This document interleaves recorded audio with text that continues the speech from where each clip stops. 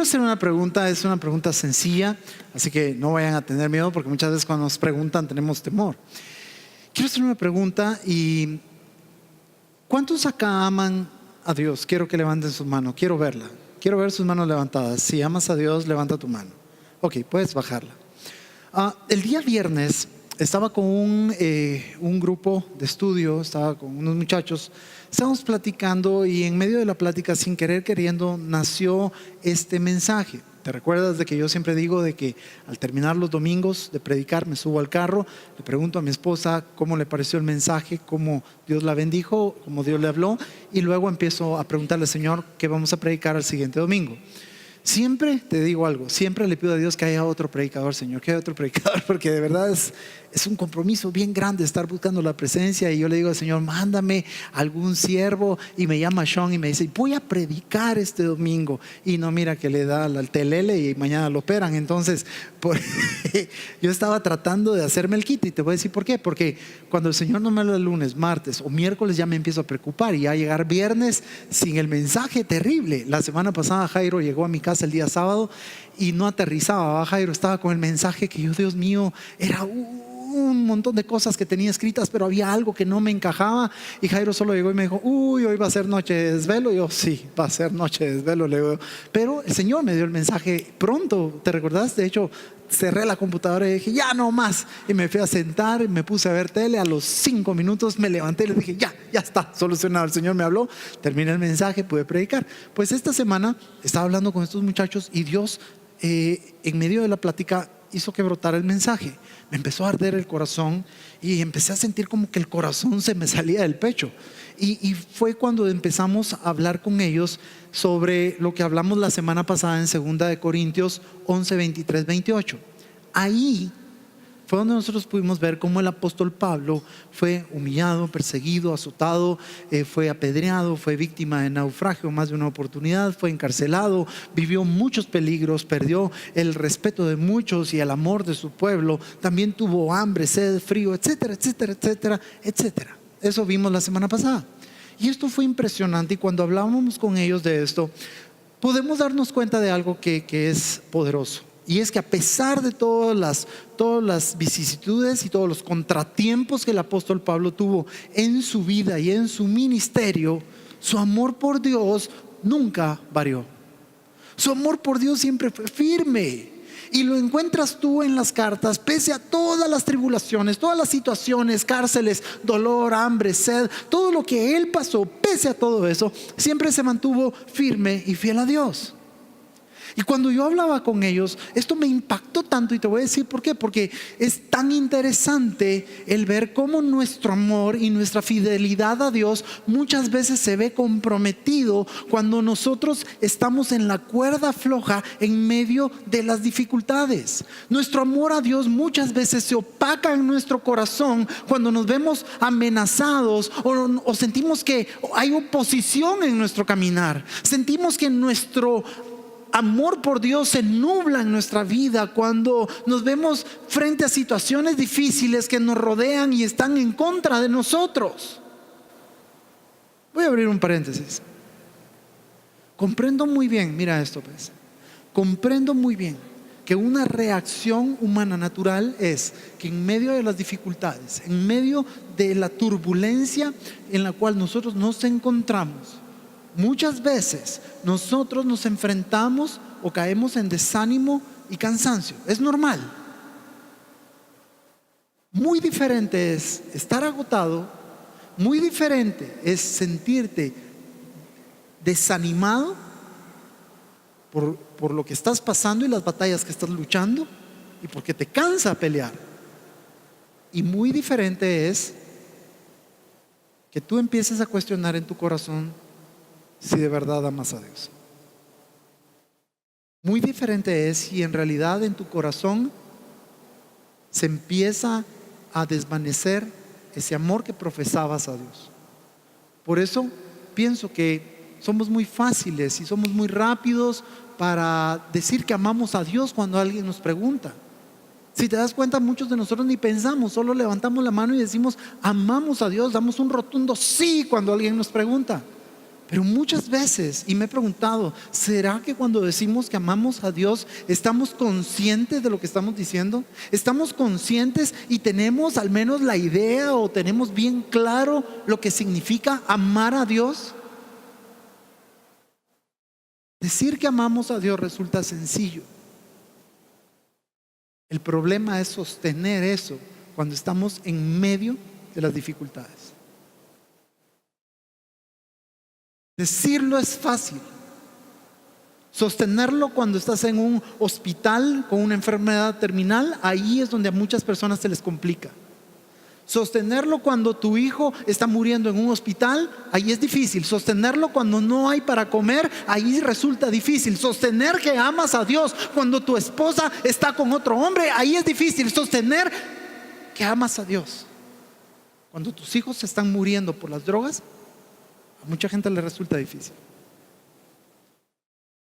Te voy a contar algo. Como familia, este año ha sido un poco complicado. Complicado pero tremendo. Y te voy a decir por qué. Porque a pesar de todo lo que hemos estado pasando en nuestra economía, a pesar de todo lo que hemos estado viviendo con mi esposa, tenemos este tipo de regalos, cosas que de verdad, yo digo, Señor, ¿y cómo lo haces? Si a mí me hubieran preguntado, mira, ¿qué día los puedes programar? No los programo, porque ya me pongo a pensar cuánto hay que dar de ofrenda. De hecho, el otro domingo te digo, puedes traer un invitado, va a venir el presidente de Bienvenido Cristo Internacional, va a estar con nosotros, viene de Canadá, un hombre impresionante de Dios, y va a estar acá predicando con nosotros. Pero voy a esto, yo le decía, Señor, en las peores crisis me mandas siervos, me mandas cosas así como estas que yo no las sabía, pero el Señor lo hace, y todo es en el tiempo de Dios, y todo es en la agenda de Dios y no en la tuya. Y hemos estado pasando un tiempo con mi esposa en que la mayor parte de las cosas no salen como nosotros queremos o las hemos planificado. Pero para cerrar con broche de oro, nos hemos visto con quebrantamientos de salud. Yo ya venía con un problema, ¿te recuerdas? Desde hace muchos años de cadera, de cintura. Mi esposa, empecé con reflujo, llevaba 15 días donde hasta sentado, Roberto, se me salía el ácido por la nariz, era desagradable y no podía ni dormir. Y eso que sin comer mucho en la noche. Por eso viste que adelgacé. Se me venía el reflujo, era incómodo. Así que para cerrarlo con broche de oro nos pasó esto. Y Lidia me dijo, mira, tengo unas ciertas complicaciones. Yo le digo, bueno, vamos, yo voy con el gastroenterólogo y de una vez revisas tú ahí. Te voy a decir algo siempre, yo no sé, pero al menos yo, no sé si tú, pero cuando te pasa algo y tienes que ir a hacerte exámenes, siempre pensamos en lo peor. Yo te voy a decir algo, yo iba preparado a recibir un cáncer. Yo dije, bueno, pues ni modo, Señor, porque he estado bien grave, yo no he visto a nadie con reflujo tan grave, entonces el plano ha de ser algo muy serio. Pero cuando salen los exámenes, se sienta el doctor y lo abre, ya sabes cómo son los médicos, ¿verdad? Les quiero decir algo, las cosas no son como habíamos pensado. ¿Y cómo son? La verdad es que tú no estás tan enfermo, la que está enferma es tu mujer. Y yo, gloria a Dios.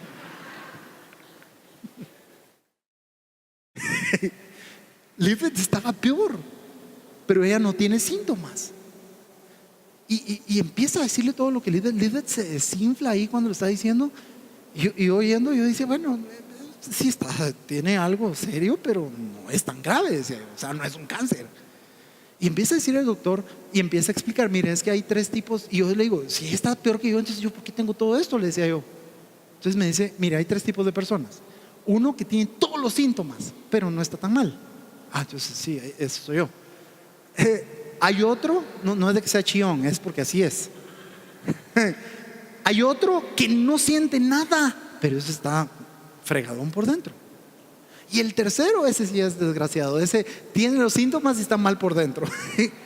Entonces nos explica eso y yo vi a Lisbeth que sí le pegó fuerte. Y yo le digo, mija, mira, no es tan grave. ¡Cállate! Ya sabe cómo se ponen. ¡Cállate! Yo, bueno. Decía, mano, es que vos estás sano, pero mira, sí, pero tranquila. ¡Cállate! Yo no sabía si besarla o liberarla, algo, pero liberarla. Entonces Pero pasó algo, se descompuso ella un momento emocionalmente, pero algo que me sorprendió de ella es que cuando llegamos a la casa, se fue a estudiar su piano y empezó a adorar a Dios. Y yo decía, Dios mío, qué bueno. Y te voy a decir, para cerrar como guinda en el pastel la cosa, mira, pues no solo nos hemos visto desgastados emocionalmente, no solo físicamente, sino que también nuestra bolsa había sido azotada considerablemente por todos los gastos.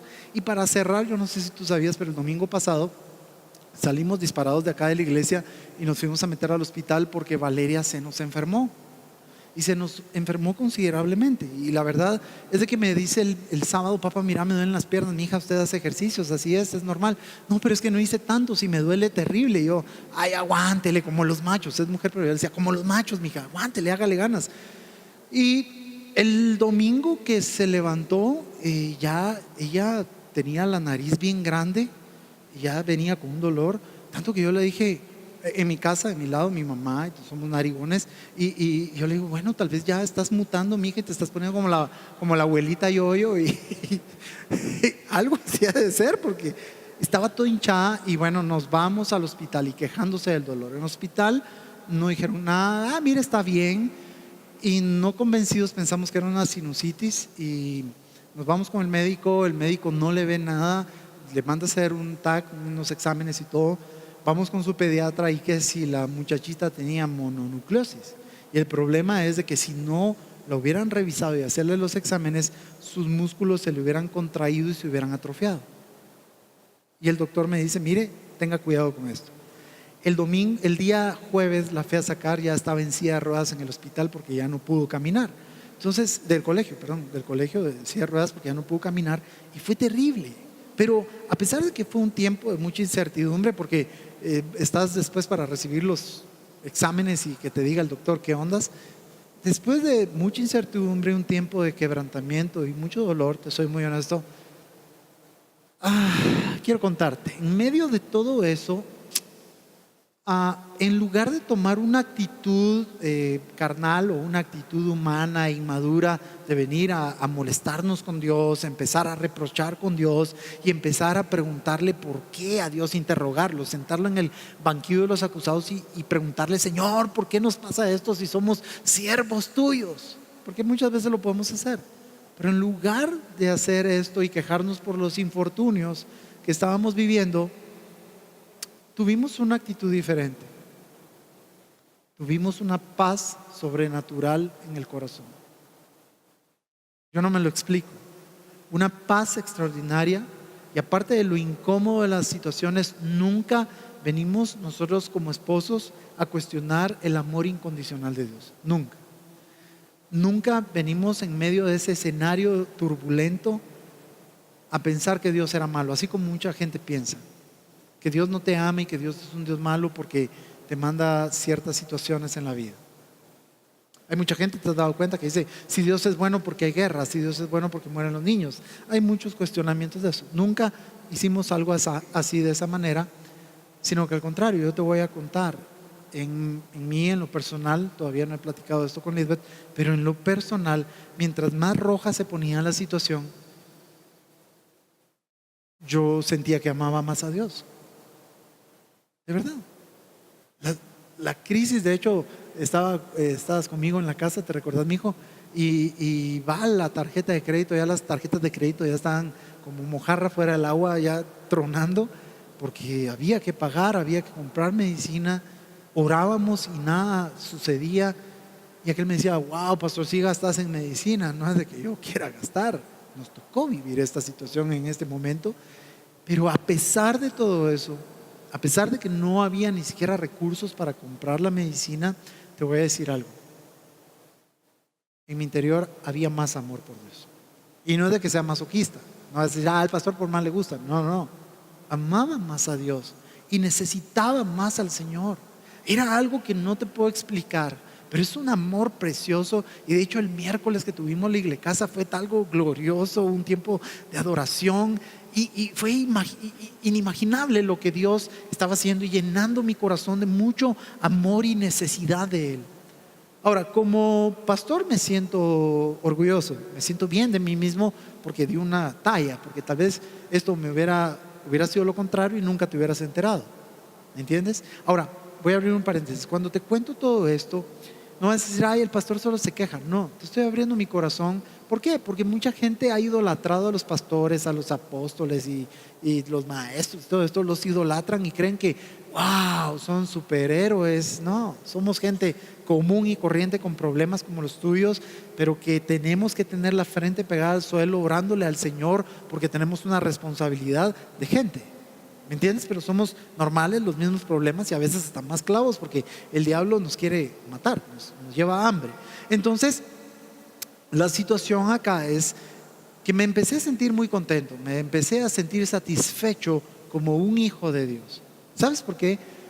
Porque precisamente en medio de las tormentas de nuestra vida, precisamente en medio de las dificultades de nuestra vida, ahí, en medio del ojo del huracán, es donde en realidad nosotros demostramos de qué está hecho nuestro amor y nuestra fidelidad a Dios. Por eso me gusta mucho lo que dice Deuteronomio 8:2, dice, y te acordarás de todo el camino por donde te ha traído Jehová tu Dios estos 40 años en el desierto. El desierto siempre es prueba, tipifica prueba, para afligirte. Esto me encanta y te voy a decir por qué. Porque las aflicciones que vienen a nuestra vida tienen un propósito. No es que Dios diga, ay, voy a hacer sufrir a Luis Fernando y ahí está, y lo voy a hacer sufrir y le manda rayos, truenos y centellas. No.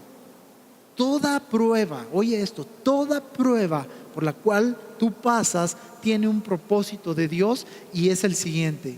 Quiere probar tu corazón para saber qué hay en él. Eso es lo que dice la Biblia. Dice para afligirte, para probarte, para saber lo que había en tu corazón, si habías de guardar o no sus mandamientos. ¿Te das cuenta? El propósito es saber, número uno, si eres obediente a pesar de las circunstancias. Pero hay algo oculto acá detrás de la obediencia y es si tú amas realmente a Dios. ¿Te das cuenta que las pruebas revelan lo que hay en nuestro corazón a Dios? Y también nos revelan y nos muestran las intenciones que hay en nuestro corazón. Y te voy a enseñar algo. Mira lo que dice en Juan 14:15. Dice, si me aman, dice Jesús, obedecerán mis mandamientos. Entonces quiero que entiendas que la obediencia va íntimamente ligada al amor que decimos tener. ¿Comprendes? Una persona que no es obediente es una persona que no ama. Así es sencillo. Si tú eres una persona que no obedece a Dios, eres una persona que no lo ama. Y queda aquí claro en Deuteronomio. Queda claro y dice la palabra que si nosotros seguimos siendo fieles al Señor, seguimos siendo fieles a su palabra, a sus mandamientos, en medio de las diferentes dificultades, en medio de cuando se presentan esas condiciones que son internas y externas, donde en realidad obedecer a Dios es difícil. Si tú eres firme, dice la Biblia que tú eres una persona que lo ama. Así que solo en el tiempo de crisis, cada uno de nosotros puede descubrir lo que de verdad oculta nuestro corazón. Por eso quiero que entiendas en esta mañana, si tu obediencia a Dios es condicionada y depende de las circunstancias que estás viviendo, tú no eres una persona obediente. Y por consiguiente, tú eres una persona que no lo ama a Dios. ¿Qué quiere decir condicionar? Quiere decir que tú no solo vas a ser obediente a Dios cuando las cosas en tu vida marchan bien. Tú no vas a ser obediente a Dios solo cuando estás viviendo en tiempos de prosperidad, en tiempos de abundancia, en tiempos holgados, sino que también vas a ser obediente cuando estás atravesando periodos de dolor, periodos de tristeza, periodos de vacas flacas, periodos que de verdad te desaniman, te entristecen y te frustran. Voy a resumir. Para que tú puedas vivir de acuerdo a los propósitos eternos de Dios, siempre se requiere obediencia. Siempre se requiere obediencia, iglesia. Y la obediencia siempre va a ser sustentada por el amor. Así que levantamos la mano muy rápido y decimos, sí, yo amo a Dios, ok. Pero no es en lo que nosotros decimos, sino en lo que hacemos, lo que refleja si de verdad amamos a Dios. Si tú eres una persona desobediente a Dios, tú no amas. Si tú vienes a la iglesia y tú detrás, cuando nadie te ve, andas viendo mujeres que no son tu esposa, tú estás en desobediencia a la palabra. Si tú eres una persona que hace malas negociaciones y negociaciones turbias y te brincas la palabra, déjame decirte algo. Tú estás en desobediencia a Dios y sobre todo, no lo amas.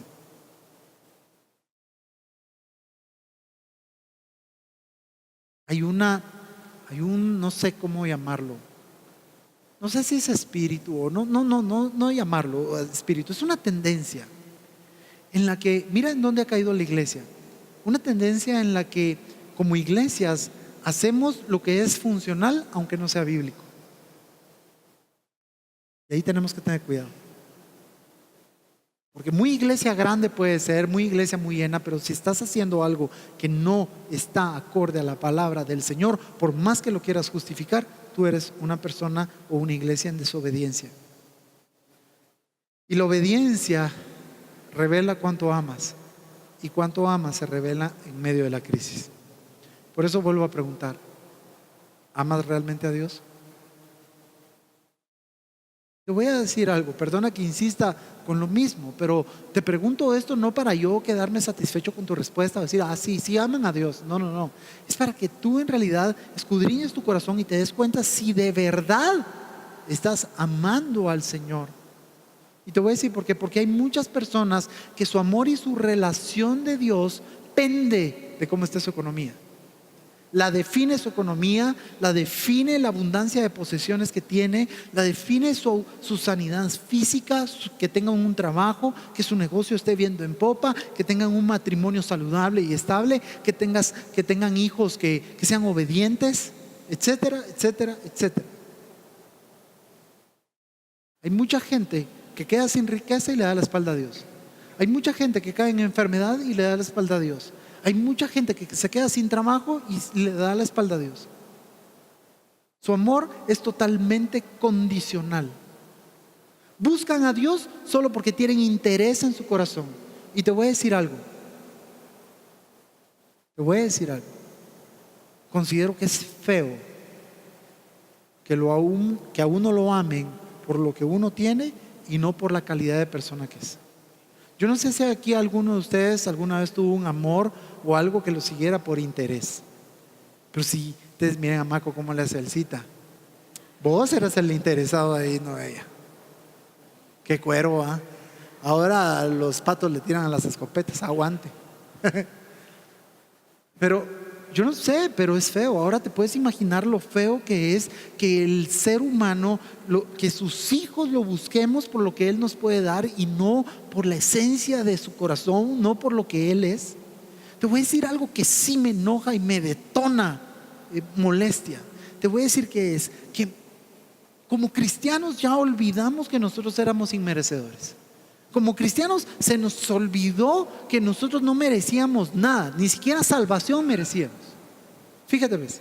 Se nos olvidó y por eso nos ponemos exigentes con Dios. Hay mucha gente que toma a Dios como que si fuera el mago de la botella, de la lámpara que lo sobas y ya le pides los deseos que tú quieras. Hay gente que me enoja que trata a Dios como que si fuera su sirviente, que le dicen que haga cosas, cuándo, dónde, cómo y de qué manera. Y eso me enoja a mí, porque se nos olvida algo, que éramos pecadores, que no teníamos salvación, que estábamos destinados a una condenación, dolor y tormento eterno. Eso éramos nosotros. Gracias a Dios que dio a su Hijo Jesucristo, ahora nos canta otra canción. Pero nosotros, señores, no éramos merecedores de nada. Yo te voy a decir algo. Yo me preguntaba, Señor, ¿por qué el corazón de la gente se ha vuelto tan duro? Porque Julio, el evangelio no era como ves ahora.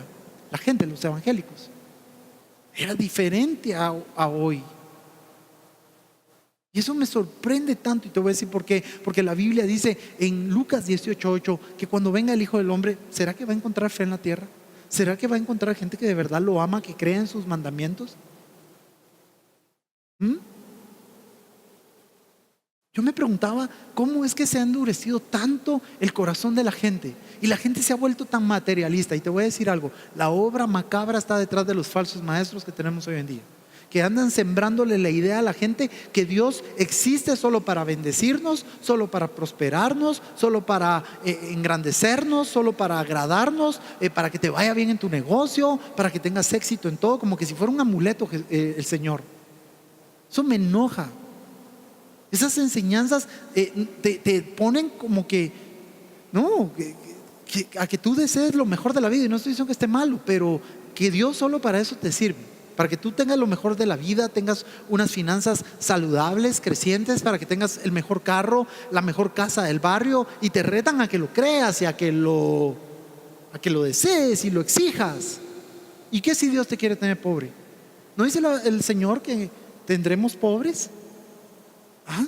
Y si Dios te puso a ser pobre, ¿cuánta gente, mira, y esto te lo voy a decir así, cuánta gente deja de ser pobre cuando ya tiene la espalda a Dios?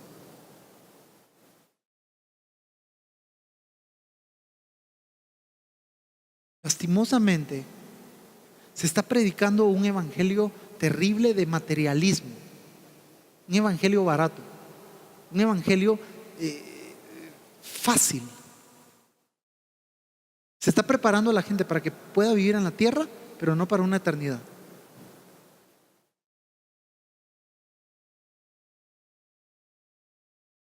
¿Mm? Se está preparando a la gente para que esté feliz aquí en la tierra. Pero ¿qué hay de la eternidad? ¿Acaso no dice el Señor, dejen de sembrar aquí tanto tesoro, mejor siembren tesoros en el cielo? ¿Mm? Por eso me encantó lo que decían los muchachos. Cristo ya viene, muchachos, y lo hemos visto, lo hemos repetido muchas veces. Y ya tenemos que empezar a aterrizar y a ver que en realidad tenemos que prepararnos para una vida eterna. Lo malo es de que con esta idea que andan sembrando estos falsos maestros, el problema es de que mucha gente se acerca a las iglesias buscando a Dios solo para buscar beneficios personales. Llegan a las iglesias porque quieren que los sane, que los prospere, que los bendiga en su matrimonio con sus hijos, que les consiga un buen esposo, una buena esposa, un buen trabajo, salarios jugosos, etcétera, etcétera, etcétera, pero no lo buscan para transformar su vida. Y por desgracia te voy a decir algo, hay muchos pastores que hoy sienten como que tienen que predicar eso. Y te voy a decir por qué, porque si no lo predican la gente no va a llegar a sus iglesias. Hay pastores que no quieren predicar lo que son las partes serias y las partes complicadas de la vida cristiana, porque si no se les vacían los servicios, se les vacían los templos. Tienen miedo a predicar y a enseñar sobre el pecado, sobre el infierno, sobre la cruz, el arrepentimiento, la sanidad, la santidad, perdón, la formación de carácter a través de la prueba, la generosidad a los demás, etcétera, etcétera, etcétera. Ya no oyes mensajes donde se predica el infierno, no oyes mensajes donde se confronta el pecado. Todo es materialismo, todo es un evangelio fácil. Y te voy a enseñar algo, la Biblia promueve que estas enseñanzas que te estoy diciendo del pecado, la salvación, la vida eterna, todo esto, que sí se deben de predicar, promueve que se prediquen, y son muy contrarias a la actitud que están agarrando hoy de un evangelio fácil y barato. Lo triste es que no se dan cuenta que lo único que hacen al estar predicando esto es de que están promoviendo una mentalidad superficial y egoísta en el pueblo. ¿En qué sentido? Si Dios no hace lo que yo quiero, me largo de la iglesia. Y si Dios guarde, hace algo que no me gusta, también me voy. Lamentablemente hoy se está mostrando a la gente un Dios materialista, un Dios de añadiduras, y no aquel Dios amoroso, aquel Dios tierno, aquel Dios que nos ama, aquel Dios que vela por nosotros, que nos cuida, aquel Dios poderoso, omnipotente, aquel Dios de misericordia. Estamos conociendo un Dios materialista, pero no estamos conociendo el corazón de Dios, y no nos enseñan cómo poder tocar el corazón de Dios. En Juan 6 se nos enseña una historia muy similar a lo que está pasando. La Biblia me enseña que una multitud de personas seguían a Jesús, lo querían hacer su rey, dice la Biblia, porque les daba de comer. Y eso sí lo sabe Jesús, y Jesús los reprende y les dice, les contesta: les digo la verdad, ustedes no me están buscando porque vieron los milagros, me buscan porque comieron pan y quedaron llenos. En otra versión dice: me buscan porque se hartaron. Me buscan porque comieron pan y quedaron saciados, comieron pan y se hartaron. Jesús estaba indignado porque él había multiplicado unos panes y unos peces. Fíjate, ves, los multiplica y se extiende su fama, y la gente ya lo buscaba como aquel hombre que le daba de comer a la gente, y no lo buscaban por su mensaje o porque fuera el Hijo de Dios. No lo buscaban porque era una deidad y porque había que honrarlo, servirle, amarlo y entregarle sus vidas por completo. Solo lo buscaban al Señor por interés. Si tú lees la Biblia, ellos claramente estaban enamorados de los peces y los panes, pero no del Señor. Cuando el Señor los reprende y les muestra que su actitud era errónea, dieron la vuelta y se largaron y lo dejaron. Por eso te dije que me ardía la semana pasada, esta semana, el viernes, me ardía el corazón cuando hablaba con los muchachos. Porque te voy a decir la verdad, cuando tú lees la vida de Pablo, te das cuenta que él tenía miles de razones para claudicar, miles de razones para decir ya no más. Claro que sí las tenía, pero vemos que en medio de todas esas luchas incómodas, en medio de todo lo que tuvo que soportar y lo difícil que él atravesó, él siempre se mantuvo firme en su corazón a Dios y lo amaba cada día más. Y aquí vemos un contraste entre lo que vemos, la gente que vemos en Juan 6 con Pablo, y vemos el contraste más definido en la gente que hoy está llenando las iglesias, saturando las iglesias con el apóstol. Y aquí es donde valdría la pena preguntarnos en el corazón: ¿realmente si el Señor me dejara en la miseria, en la pobreza, porque Él quisiera hacerlo, lo seguiría amando? ¿Seguiría amando al Señor aún cuando tal vez Él decida llevarse a uno de mis hijos? ¿Lo seguiría amando si pierdo mi empresa, si pierdo mi trabajo?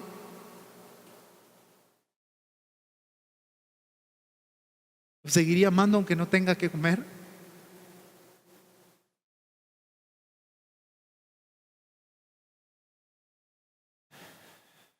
Me impacta mucho la vida del apóstol Pablo, y te voy a decir por qué. Porque lo veo en Romanos 8 haciendo una pregunta que es no solo inquietante, sino que también es una pregunta desafiante para cada uno de nosotros. Y la pregunta es: ¿quién nos separará del amor de Cristo? ¿Será la tribulación? ¿Será la angustia, persecución, el hambre, la desnudez, el peligro, la espada, la vida, la muerte? ¿Ah? ¿Qué nos puede separar? ¿Quién nos separará? Tal vez tú por mucho tiempo has usado esto o lo has interpretado desde el punto de vista de que pase la tribulación que pase, Dios siempre va a estar contigo, te va a apoyar, te va a sostener. Y está bien, o sea, porque es una verdad. El Señor siempre nos va a sostener a sus hijos con su mano de justicia. Pero si te das cuenta acá, si lees bien, el apóstol Pablo me encanta porque de una manera fascinante confronta con una pregunta el corazón de los creyentes de Roma. Fíjate, pues, y lo reta a pensar si en medio de las dificultades, en medio de la tribulación, en medio de la angustia, en medio de las cosas de la vida, ellos iban a poder permanecer con su amor a Dios de una manera invariable. Lo que me gusta es lo que dice el apóstol Pablo después. Mira, dice la palabra: antes, en todas estas cosas somos más que vencedores por medio de aquel que nos amó. Mira esto, pues. Por lo cual estoy seguro que ni la muerte, ni la vida, ni ángeles, ni principados, ni potestades, ni lo presente, ni lo porvenir, ni lo alto, ni lo profundo, ni ninguna otra cosa creada nos podrá separar del amor de Dios que es en Cristo Jesús, Señor nuestro. Si te das cuenta, Pablo nos enseña algo bien interesante. Pablo nos dice y se atreve a asegurar que nada creado lo iba a separar a él. Y él sí tiene la solvencia para decirlo, porque pese a las circunstancias que pasó, siempre estuvo firme. La pregunta es: ¿y nosotros? ¿Ah? ¿Y nosotros? Pablo nos enseña también algo muy interesante y nos enseña que él pudo permanecer siempre fiel, pudo permanecer siempre firme, y nos da el secreto en el 8:37 porque dice: antes en estas cosas. ¿Qué quiere decir? Que en medio de la tribulación él ya era más que vencedor. En medio de la crisis él era más que vencedor. En medio de un hospital, más que vencedor. En medio de la cárcel, más que vencedor. Aunque estés en la cárcel metido, más que vencedor. ¿Estás comprendiendo? Pero ¿cómo fue más que vencedor? En Cristo. En Cristo. Fundamentado en la enseñanza de Cristo. Fundamentado en la palabra de Cristo. Cubriéndose con su palabra. Aferrándose a esa palabra de carácter eterno y divino. Pablo te está diciendo: ok, señores, ustedes están débiles, ustedes se sienten en la cuerda floja, ok, agarren la palabra, aférrense a la palabra, y entonces van a ser más que vencedores. ¿Estás comprendiendo? Su sustento para la victoria en medio de las tribulaciones era Cristo. Era la palabra. Y por eso es de que a veces cuando estamos en problemas, cuando a veces estamos en medio de la tribulación, andamos pura gallina sin cabeza, corriendo por todos lados. ¿Sabes por qué? Porque no sabemos la palabra. Porque no estudiamos la palabra. Si estudiáramos la palabra, pudiéramos repeler a Satanás en medio de los ataques, así como dice Mateo 4. Pero no estudiamos la palabra. Algo que me gusta, y ya con esto termino y me despido. Mira, pues, cuando habla de la muerte es porque recuérdate que lo vimos la semana pasada y lo estudiamos, que muchos piensan que Pablo murió después de ser lapidado y que ahí fue donde subió al tercer cielo, ¿ok? Pero cuando habla de la vida, eso me gusta, si te das cuenta, ni la vida. Y aquí te voy a preguntar: ¿será que no solo las tribulaciones y las cosas horrendas, o sea, esa es una cara, la que Pablo está diciendo, pero está mostrándote otra, las cosas de la vida? ¿Qué cosas te están separando del Señor? ¿Será tu empresa? ¿Ah? ¿Será tu trabajo? Jóvenes, ¿será su novia? ¿Será un novio? ¿Serán tus estudios? ¿Qué te está separando del amor de Dios? ¿Qué te está separando? Hay jóvenes que están bien entregados, no tienen novia y andan orando ahí para que el Señor les mande algo. Y cuando ya les manda algo, ya ni vuelven a la iglesia, o ya no, ni oran, ya no ayunan. ¿Por qué? Porque son cosas de la vida que los separan del amor de Dios. Ponte de pie, iglesia.